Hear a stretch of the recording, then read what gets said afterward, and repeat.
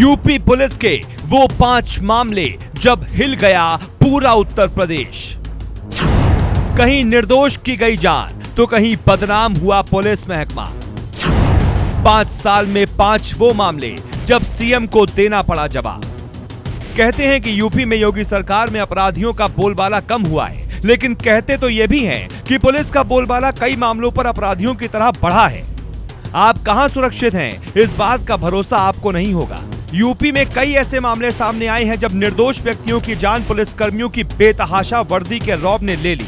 अब सवाल उठता है, होटल में पुलिस अवैध तरीके से घुसी, सड़क पर पुलिस जान लेने लगी, सब्जी बेचना गुनाह हो गया और थाने में मौत हो गई। लोकतंत्र की सुरक्षा में एक कड़ी है पुलिस। अगर ऐसा ही हाल रहा तो लोग डरेंगे और पुलिस से बचेंगे। ऐसे में अपराध कैसे कम होगा और व्यवस्था कैसे बदलेगी? इसलिए आज आपको हम उन 5 मामलों को दिखाते हैं जिसकी वजह से योगी सरकार को भी कटघरे में खड़ा होना पड़ा। पहला मामला, सड़क पर विवेक तिवारी की हत्या। एप्पल कंपनी के area sales manager Vivek Tiwari की 28 सितंबर 2018 को देर रात 1:30 बजे के आसपास गोमती नगर विस्तार में सरयू अपार्टमेंट के पास गोली मारकर हत्या कर दी गई थी। आरोपी सिपाहियों का कहना था कि विवेक को कार से उतरने के लिए कहा गया तो उन्होंने बाइक में टक्कर मार दी। उस वक्त ये घटना इतनी बड़ी थी कि योगी आदित्यनाथ को खुद सामने आकर बोलना पड़ा था। सिपाही प्रशांत ने पिस्टल तानकर चेतावनी दी तो उसे कुचलने का प्रयास किया। एसआईटी ने अपनी जांच में प्रशांत को हत्या और संदीप को मारपीट का आरोपी बनाया था। चार्जशीट दाखिल होते ही संदीप को जमानत मिल गई और वो जेल से बाहर आ गया था। दूसरा मामला जौनपुर का है। एक यादव युवक की हत्या से बवाल मच गया था। जौनपुर जिले में बक्शा थाना क्षेत्र के चक मिर्जापुर निवासी कृष्णा यादव उर्फ पुजारी की 11 फरवरी की रात थाने में पुलिस की पिटाई से मौत हो गई थी। परिजनों का आरोप था कि रात में तलाशी के दौरान बक्से का ताला तोड़कर 60,000 रुपए और जेवरात पुलिस उठा ले गई थी। मामले में हाईकोर्ट ने सीबीआई जांच का आदेश दिया था। इस कड़ी में मंगलवार को भी सीबीआई के अधिकारी रत्नेश मिश्र बक्शा थाने के सिपाही के साथ कृष्णा के घर पहुंचे थे।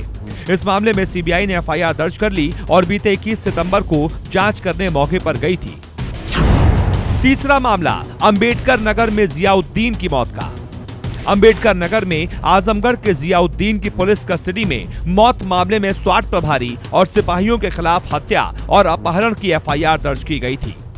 27 मार्च को स्वाट टीम आजमगढ़ जनपद से जियाउद्दीन को लेकर आई थी। आरोप है कि पुलिस की पिटाई से युवक की मौत हो गई। पुलिस को जैतपुर थाना क्षेत्र में हुई एक लूट के सिलसिले में जियाउद्दीन पर शक था। इसी को लेकर स्वाट टीम ने उसे गुरुवार की रात उठाया था।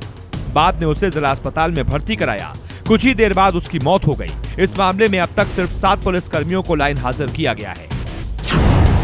चौथा मामला सुल्तानपुर का है। लॉकअप में मौत के बाद हुआ था बवाल।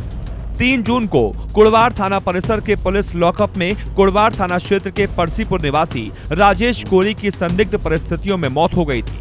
मामले पर पुलिस अधीक्षक ने लापरवाह थाना अध्यक्ष अरविंद पांडे, एसआई शास्त्रजीत प्रसाद और मुख्य आरक्षी ब्रजेश सिंह को निलंबित कर दिया था, जबकि थाना अध्यक्ष अरविंद पांडे पर हत्या का मुकदमा दर्ज किया गया था। 5वां मामला होटल में घुसकर मारने का है। गोरखपुर में कानपुर के व्यापारी मनीष गुप्ता की मौत से यूपी पुलिस की कार्यशैली एक बार फिर से सवालों के घेरे में है। पोस्टमार्टम रिपोर्ट में मनीष गुप्ता के शरीर पर 4 जगह चोट के निशान मिले हैं। नुकीले धारदार हथियार से शरीर पर जख्म थे। मनीष की पत्नी मीनाक्षी की तहरीर पर 3 पुलिस कर्मियों पर केस दर्ज किया गया है। सीएम योगी आदित्यनाथ ने भी मीनाक्षी से कानपुर में मुलाकात की।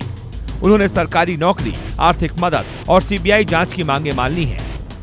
मनीष हत्याकांड यूपी का पहला मामला नहीं है जिससे सरकार और पुलिस दोनों की कार्यशैली पर सवाल उठे। बीते 4.5 साल में कई ऐसे मामले सामने आए जब पुलिस पर हत्या के आरोप लगे हैं।